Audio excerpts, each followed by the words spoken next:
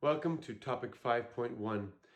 In this topic and in the next couple, we'll actually take some time to consider how you'd pick tools to support your remote teaching, but also how you're going to design and what kinds of things do you need to consider when you are designing for remote teaching. Interestingly, one of my authors I mentioned there in topic 4, Dr. Judy Harris, once upon a time had a book called Design Tools for the Internet Supported Classroom. Interesting. That book is long out of print, but the topic is still quite relevant. The Internet Supported Classroom. That could be exactly what we really are describing in this course. But I go back to where we started this course, and that is the sections modeled by Dr. Tony Bates.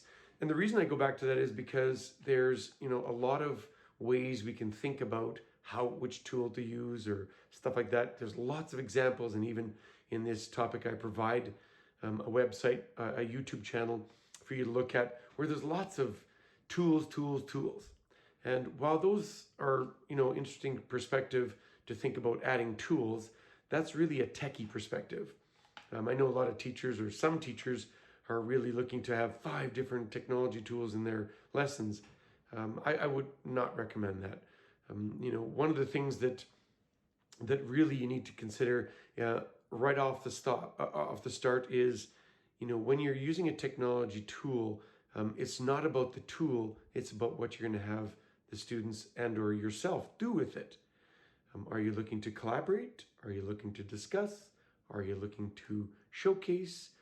In this little video, for example, I'm looking to provide a little bit of encouragement and understanding.